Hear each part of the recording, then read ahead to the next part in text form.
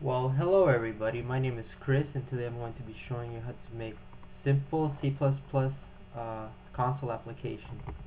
Now the first thing you need to do before you start programming in C++ is you need a compiler such as Windows Studio, Visual Studio C++, or Dev Bloodshed C++ edition. What I'm using right now is Visual C++ 2008 Express Edition. So let's get started. First thing you need to do when you start programming is you need to include your header files, such as #include iostream, and put it in closed arrows. Some compilers require you to put it in a .h format, but in this new compiler you could just put iostream in between the arrow brackets. And basically what iostream does, it tells C++ that you are going to interact with the user by inputting and outputting data. So next thing we're going to do, since this is a basic program, we're not going to include anything else. Next thing you need to do is type in using namespace std. Whoops, let's fix that. Okay. And basically what that does is basically the same thing as iostream. It tells C++ that you're going to output information into the console window and also inputting. Next thing we're going to do is create our main function, main, close brackets, and let's make an open curly brace and a closed curly brace just for now.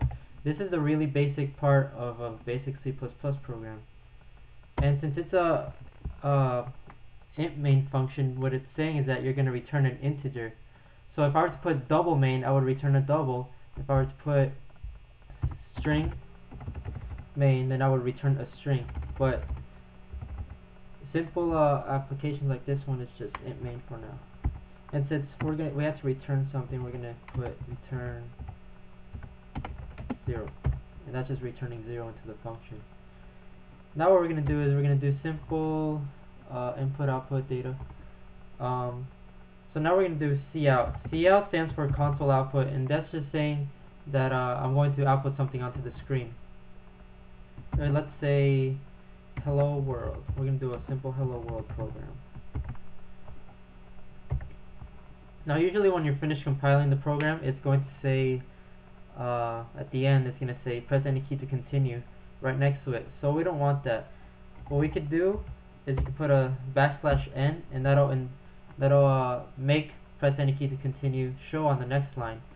Or another solution is you could do cout endl, or you could type endl right next to the semicolon right here. Okay. Alright.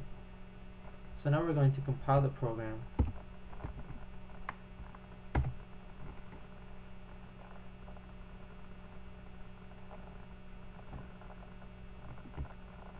And it looks like we're good.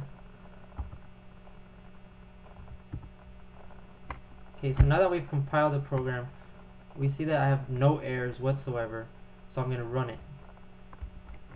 Now the way we'll do that is by going to debug and then click start without debugging. And as you can see here, it says hello world, and press any key to continue is on the next line. Okay. And also I'm going to show you, what if I didn't have endl? Now you could do something called commenting out, which basically tells C++ to skip whatever is commented out, such as 2 forward slashes, or you could do a / star and then star / again. So if I were to run it, I will most likely get press any key to continue right next to hello world.